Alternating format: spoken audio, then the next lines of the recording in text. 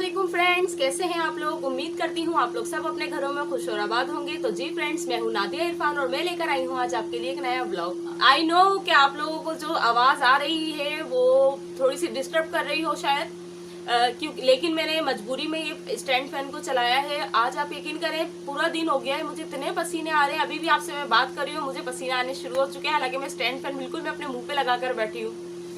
तो फ्रेंड्स, कहना ये था कि बारिशों की वजह से हम लोगों का कितना लॉस हुआ था, और सिर्फ हमारा ही नहीं बल्कि इस बार जो बारिश हुई है उसमें तो बहुत सी जगह हैं जहां लोगों के बहुत बड़े नुकसान हुए हैं। मतलब घरों के, और जो है घरों के अंदर पानी आ गया था। यहाँ तक कि आपको पता है ये डिफेंस, सरजानी टाउन, इन जगहों में भी बहुत सी प्रॉब्लम्स हुई थी। और मैं सिर्फ इसलिए आप लोगों को डिस्कस कर रही हूँ क्योंकि मैं भी इस प्रॉब्लम से गुजर चुकी थी। अब आप इससे अंदाज़ा लगा लें कि मेरा जो अपना रूम है ये 4th फ्लोर पर है। मेरा जो नुकसान हुआ था वो ऊपर कमरा होने के बावजूद भी जो है मेरा ये नुकसान हुआ कि मेरे कमरे में, आप यकीन करें, इतना पानी आया है इस बारिशों में। जो है पहले भी, मैं नहीं करूँगी, पहले भी बारिशों में पानी आता था। आप यकीन करें, मेरी शादी से पहले, बल्कि मेरी शादी से चंद दिन पहले समझ लें, इन लोगों ने छत चेंज करवाई है। बाकायदा 50 से 60 हज़ार तक की रकम लगी है, मतलब उसको सही करने में। तो जो है तब भी वो मसला हल नहीं हुआ। पानी मतलब पता नहीं कहाँ से दीवारों में से आता है या क्या है, नहीं समझ आता। अब उन्होंने वो काम करवा लिया था, फिर भी सही नहीं हुआ।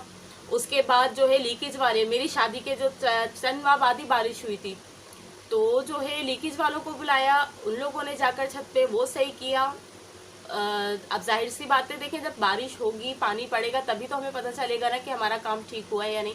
खैर, वो लोग जो है वो जो है लीकेज का काम करके चले गए थे। लेकिन क्या हुआ, फिर बारिशें हुई, पता चल रहा है वो पानी फिर से आना शुरू हो गया है। कुछ नहीं हो सका। मेरे अपने भाई ने भी उनसे बेचारे से जो बन पड़ा, उन्होंने भी कोशिश की, लेकिन भाई ने जो काम किया था वो आई थिंक फाइबर का काम था। तो जो है उन्होंने बेचारे धूप में दोनों भाइयों ने छत के ऊपर चढ़ के धूप के अंदर 4 से 5 घंटे उन्होंने तकरीबन लगाए थे। तो वो काम किया था, लेकिन उससे ये था कि बहुत फर्क पड़ा था। सारा कंप्लीटली मतलब सही नहीं हो गया था, लेकिन फिर भी फर्क पड़ा। लेकिन आप लोग अच्छी तरह से जानते हैं, इस बार जो बारिश हुई थी वो पूरा, मैं तो कहती हूँ पूरा महीना, बीच बीच में बस थोड़ा जो गैप आया है वो आया है, बाकी पूरा महीना बारिशें रही थी। तो उसमें आप यकीन करें, कुछ दिन मेरे ऐसे गुजरे हैं कि एक दिन तो बाकायदा मैं इरफान की मौजूदगी में भी, मतलब ये नहीं कि इरफान मौजूद नहीं थे, मतलब इनकी मौजूदगी में भी मैं बस बैठ के ना फूट फूट के, जिसे रोना कहते हैं ना, मैं इस तरह से रो पड़ी थी। क्यों? क्योंकि एक जगह से पानी, अब मैं अकेली ऊपर, अब मैं एक जगह से संभाल रही हूँ, फिर दूसरी जगह से, तीसरी जगह से, मतलब पानी पानी। इतनी मुझे टेंशन। ये कमरा, मैंने जो कारपेट था, ये कारपेट को मैंने लपेट के जल्दी से रखा। फिर मैं नीचे भाग कर गई, भाभी सो रही थी, उनको तो पता भी नहीं था कि बारिश हो रही है। तो फिर मैंने जाके उनको उठाया, उनको अपने साथ लेकर, बेचारी वो मेरे साथ में लगी। तो जो है ये आपने एलईडी के पास भी मेरी शायद जगह देखी हो सकता है मैं भी आपको दिखा भी दूं। तो जी फ्रेंड्स, ये आप लोग देख सकते हैं कैसे जो है मेरी कलर भी ख़राब हुआ है ये बारिशों की वजह से। ये देख सकते हैं, ये सारी, ये देखें,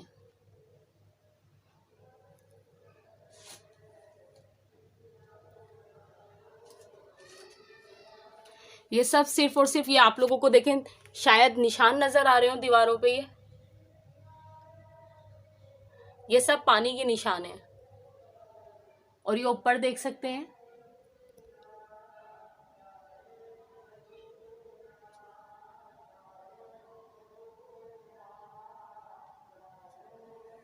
अब इरफान से मैंने कहा तो है, अब ये इस वजह से कलर नहीं कर पा रहे।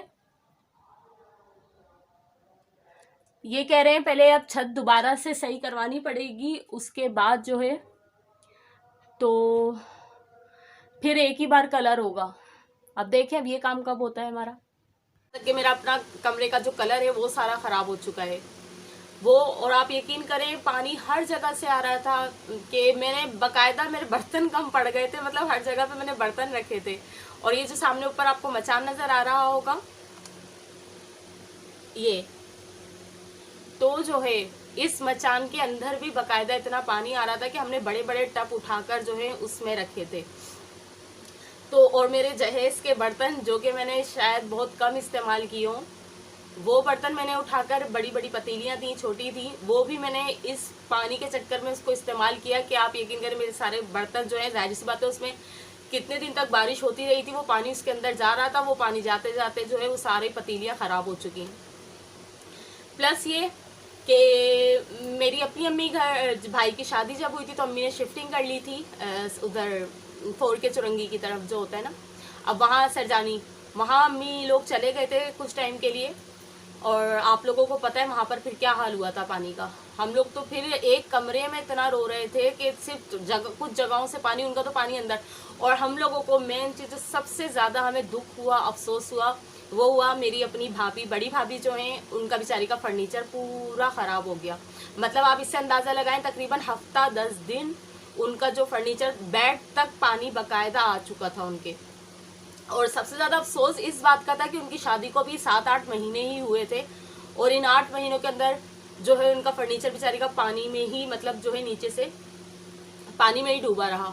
अब जाहिर सी बात है, माँ बाप हैं, बहन भाई हैं, किस तरह से फर्नीचर, आप लोगों को भी पता है, मैं भी अच्छी तरह जानती हूँ कि किस तरह से भाई हैं, माँ बाप हैं, फर्नीचर अरेंज करते हैं, या जो है मतलब कितनी मेहनत से करके लड़की को कुछ देते हैं। तो बहुत हम लोगों को दुख हुआ था। अब जब अम्मी लोगों ने हम वापस अपने पुराने घर की तरफ शिफ्टिंग की मजबूरी में आकर बारिश के दिनों में, तो आप यकीन करें, अभी मैं लास्ट टाइम जो अम्मी के घर गई थी तो बहुत अफसोस हुआ, क्योंकि शिफ्टिंग के बाद जब देखा तो उनका बेचारी का जो बेड था वो पूरा बेड टूट चुका। अलमारी के नीचे की सारी दराजें, डिवाइडर की वो जो थी दराजें वगैरह, सब कुछ टोटल समझे आधे से ज्यादा उनका फर्नीचर पूरा खराब हो चुका। हम लोग को इतना अफसोस हुआ कि जाहिर सी बात है, इंसान ने अभी सही तरीके से बढ़ता नहीं है। 7 से 8 महीने सिर्फ शादी को हुए थे और उनकी फर्नीचर का ये हाल हो गया। लेकिन हम सब बहनें, हमारी अम्मी भी, भाई भी, हम लोग सब आपस में बस यही दुआ मांगते हैं कि अल्लाह ताला मेरे बड़े भाई को भी और मेरे छोटे भाई को भी अल्लाह ताला इतना दे, उनके रिस्क में इतनी बरकत दे कि जो है वो अपनी बीवियों की, अपनी माँ की परेशानियों को दूर कर सकें। और ख़ासकर मैं उन भाभी के लिए कहूँगी, इस पर भाभी आप भी मेरी अगर वीडियो देख रही हैं तो यार कोई बात नहीं, आप दिल छोटा नहीं करो। देखो अफसोस आपको, जाहिर सी बात है, हमें जब इतना अफसोस है तो आपको भी बहुत अफसोस होगा, पर आपको दिल छोटा करने की ज़रूरत नहीं है। सबसे बड़ी ज़ात अल्लाह की है, और इंशाल्लाह अल्लाह ताला मेरे भाई को इतना दे, आपके हस्बैंड को इतना दे। तो हम खुद अपनी बहनें ये दुआ करते हैं कि अल्लाह ताला हमारे भाई को इतना दे कि जो है वो आपको इससे अच्छा फर्नीचर दिला सकें, कि आपको जो जो दुख है, वो अफसोस है, वो आप कहीं भी ना रहे। अल्लाह ताला, बस मैं दुआ करती हूँ आप लोग भी, आप जो मेरे सब्सक्राइबर्स हैं, जो लोग मेरी वीडियो को इस वक्त देख रहे हैं, उन लोगों से भी गुजारिश है कि प्लीज़ मेरे भाइयों के लिए दुआ कीजिए कि अल्लाह ताला उनके रिस्क में बरकत दे, उन लोगों को इतना दे कि वो अपने घर की परेशानियां हैं जो भी हैं वो दूर कर सके।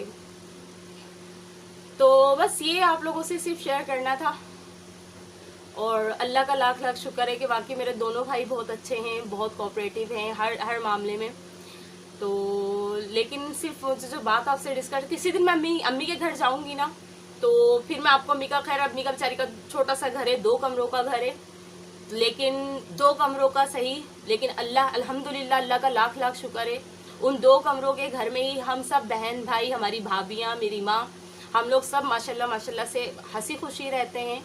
हम लोग भी जाते हैं तो भाभी हमारा बहुत ख्याल रखती हैं।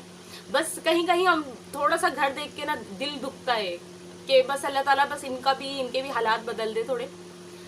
तो और मेरा सिर्फ ये मतलब वीडियो बनाने का मकसद था सिर्फ आप लोगों से दुआओं का बोलना है कि आप लोग मेरे भाइयों के लिए दुआ कीजिए। और बाकी मैं अपने भाइयों के साथ साथ मैं तो सबके लिए ही बोलूँगी कि अल्लाह ताला जितने भी हैं, जितने भी लोग हैं, जो लोग जो है नौकरियाँ करते हैं, अल्लाह ताला उनके भी कारोबार में बरकत दे, उनके रिस्क में बरकत दे, उन्हें दिन दुगनी और रात चौगनी तरक्की दे। और जो लोग जिनका अपना बिजनेस है, जो लोग कारोबार कर रहे हैं, अल्लाह ताला उनको भी जो है तरक्की दे और उनके रिस्क में इजाफा करे, उनके कारोबार में इजाफा करे, उनके जो है नफ़ा नुकसान जो भी है, बस अल्लाह ताला अपनी रहमो करम उन लोगों के ऊपर रखे। जाहिर सी बात है, वो जो ऑनर्स वगैरह होते हैं वो हैं तो वर्कर्स हैं। तो चलें फ्रेंड्स, मैं आप लोगों को लेके चलती हूँ अब किचन में। दही बड़े जो हैं, मैं पहले आप लोगों को उसका बताती हूँ कि हमने क्या क्या चीज़ें लेनी हैं और कितनी कितनी क्वांटिटी में लेनी है। तो चलें जी, अब हम मिलते हैं किचन में। जी फ्रेंड्स, मैं अब किचन में आई हूँ। तो जो है यहाँ पर बाहर कहीं शायद मिलाद हो रहा है, मस्जिद में हो रहा है या पता नहीं कहाँ हो रहा है। तो इस वजह से फिर मैंने स्कार्फ ले लिया था, क्योंकि दुपट्टा इस तरह का है ना, बार बार स्लिप होगा ओढ़ने के बाद, तो इस वजह से मैंने इसको बिल्कुल बांध लिया है। तो चलें जी, मैं रेसिपी की तरफ चलती हूँ। ये मैंने सामान निकाला है लहसुन की चटनी के लिए। आपको सामने नज़र आ रहा होगा प्लेट के अंदर जो मैंने रखा है वो है 2 से 2.5 चमचे जो है मैंने बड़े वो कुटी हुई मिर्चों के लिए हैं। 1 से 1.5 चमचा ज़ीरा लिया है। 6 से 7 जवे जो हैं लहसुन के लिए, और साथ ही हस्बे ज़रूरत नमक लिया है। और तो फ्रेंड्स, दही का रायता बनाने के लिए जो हमें चीज़ें चाहिए थी उनमें आप देख सकते हैं आधा किलो दही है ये। साथ ही मैंने 1 से 1.5 गड्डी, अगर आपके पास मतलब बड़ी प्याज है तो वो जो बड़ी प्याज है आप वो ले सकते हैं फुल साइज़ वाली, लेकिन अगर दरमियानी है तो आप 2 लीजिएगा। ठीक है, ये मैंने प्याज लिए। साथ ही 3 से 4 अदद बड़ी जो है वो पतली वाली जो होती है ना वो हरी मिर्चें ली हैं। ये लहसुन की चटनी ली है। ये जितनी आपको चाहिए दही के हिसाब से स्पाइसी रखना है तो उस हिसाब से आप इसकी क्वांटिटी अप डाउन कर सकते हैं। और साथ में ये मैंने पुदीना लिया है। पुदीने को मैंने अच्छी तरह से काट लिया है बारीक करके। तो ये हमारा जो है ये दही का सारा मिक्सचर है, हमने इसको दही में मिक्स करना है। अब पकोड़े बनाने के लिए जो अज्जा मुझे चाहिए थे वो सामने आपको नज़र आ रहे होंगे। मैंने 1 पाव बेसन लिया है, साथ ही हस्बे ज़रूरत नमक, 1 स्पून मैंने लाल पिसी हुई मिर्च ली है, और ये 1.5 से तकरीबन 2 चुटकी, क्योंकि मेरी चुटकियाँ बहुत छोटी हैं तो 1 से 1.5 से 2 चुटकी जो है ये मैंने खाने का सोडा लिया है पकौड़ों में डालने के लिए, और साथ में पानी है। तो चलें जी, अब मैं इन सब चीज़ों को बेसन के अंदर मिक्स करके उसको फेंट लेती हूँ। बेसन फेंट चुकी हूँ मैं, और इसके अंदर साथ में जो हमने चीज़ें ऐड करनी हैं वो प्याज, पुदीना और हरी मिर्चें हैं। अच्छा, ये चीज़ें जो हैं ये दही में भी ऐड होंगी आधी, और आधी जो हैं इस बेसन के मिक्सचर में जो है मिक्स हो जाएंगी। और आखिर में हमें भगाड़ लगाने के लिए जो चीज़ें चाहिए वो ऑयल, ये 3 से 4 जवे जो है मैंने लहसुन के लिए हैं और इसको बीच में से कट करके काटा है, और साथ में 6 से 7 अदद साबुत मिर्चें हैं, कड़ी पत्ता और ज़ीरा। इन सब चीज़ों से हम लगाएंगे भगाड़, और आखिर में सबसे आखिर में मैं डालूँगी दही बड़े तैयार होने के बाद दही बड़ों का मसाला। ये मैंने पहले ही घर में तैयार करके रखा हुआ था। ये मैंने आधा किलो दही लिया था और उसके साथ मैंने ये चटनी ऐड की है। मैं इसलिए इस वक्त ज़्यादा चटनी डाल रही हूँ क्योंकि इसमें ज़ाहिर सी बात है थोड़ा पानी भी ऐड होगा। कि आधी प्याज में ऐड करूँगी, इसकी आधी प्याज जो ये बचेगी वो जाएगी पकौड़ों में।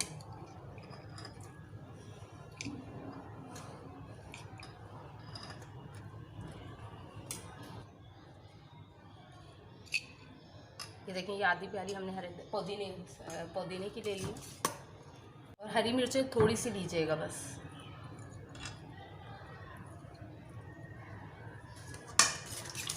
अब इसमें जो है अपने हिसाब से पानी ऐड कीजिएगा, जितना आपको पानी चाहिए उतना आप पानी ले सकते हैं, मतलब अगर गाढ़ा रखना है ये पत्ता। तो ये मैं तकरीबन 1 गिलास मैंने पानी लिया है, क्योंकि अभी आपको पता है प्याज भी पानी छोड़ेगी इसके अंदर, तो वो दही खुद ही जो है आपके हिसाब से बन जाएगा तैयार। तो फ्रेंड्स, जब तक हमारा जो ऑयल गर्म हो रहा है हम इतनी देर में जो है बेसन के अंदर जो हमें चीज़ें मिक्स करनी है वो हम मिक्स कर लेते हैं। तो चलिए मैं आपको बताती हूँ हमें क्या क्या मिक्स करना है इसके अंदर। देखें, पुदीना जो हमने आधा दही के अंदर ऐड किया था, आधा हमारा बचा था, तो हम इसमें ऐड करेंगे बेसन के अंदर। साथ ही प्याज जो हमने इसमें से आधी ली थी, आधी रख दी थी,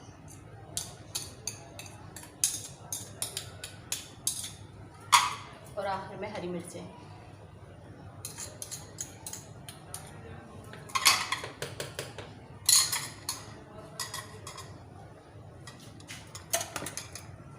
अब इन सबको अच्छी तरह से मिक्स करेंगे।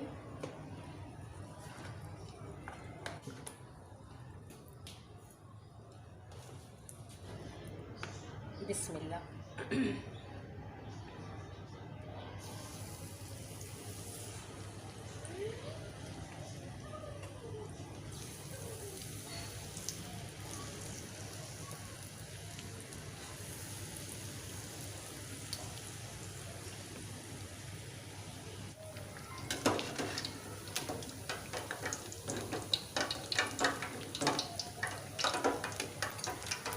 1 मिनट के लिए बस छोड़ूंगी, उसके बाद मैं उठाकर दही बड़ों में ऐड कर दूंगी इसे। ये दही के अंदर मैंने तमाम पकोड़े डाल दिए। तो चलें अब हम भगार की तरफ चलते हैं, बस जल्दी से गर्म हो जाएगा। और बाकी इसके अंदर जो आपको बता चुकी थी क्या चीज़ें ऐड करनी है। तो चलें मैं अब इसमें लहसुन ऐड करती हूँ पहले।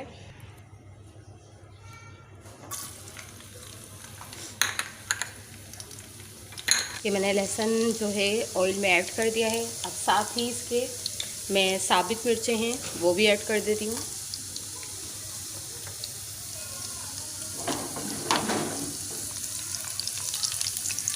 कलर कॉम्बिनेशन कितना खूबसूरत लग रहा है।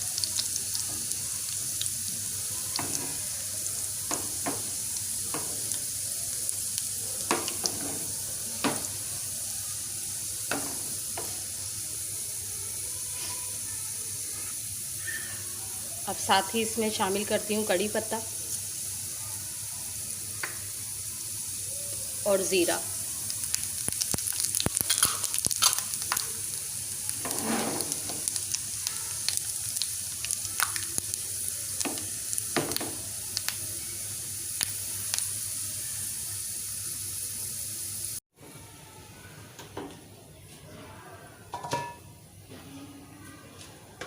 अब मैं इसमें थोड़ा सा दही लूँगी, साथ में भगार लगा दूँगी।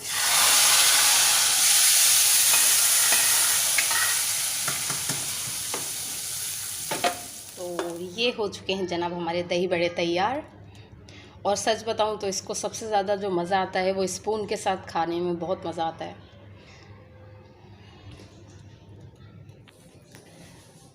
तो जी फ्रेंड्स, रेसिपी हो गई है तैयार। और अब मुझे लेकर जाना है नीचे, अम्मी अब्बू के पास लेकर जाना है। भाभी जो है वो भी वेट कर रही होंगी क्योंकि उनको भी पता था कि दही बड़े बना रही हूँ मैं। तो चलें जी, इंशाल्लाह आप लोगों से अब अगले ब्लॉग में मुलाकात होगी। अपना बहुत ज़्यादा ख्याल रखिएगा, दुआओं में मुझे याद रखिएगा। मेरी वीडियो अगर आप लोगों को पसंद आती है तो लाइक ज़रूर कीजिएगा, कमेंट कीजिएगा और सबसे मेन पॉइंट सब्सक्राइब ज़रूर करिएगा। तो चलें इंशाल्लाह अगले ब्लॉग में आप लोगों से मुलाकात होती है। तब तक के लिए अल्लाह हाफिज़।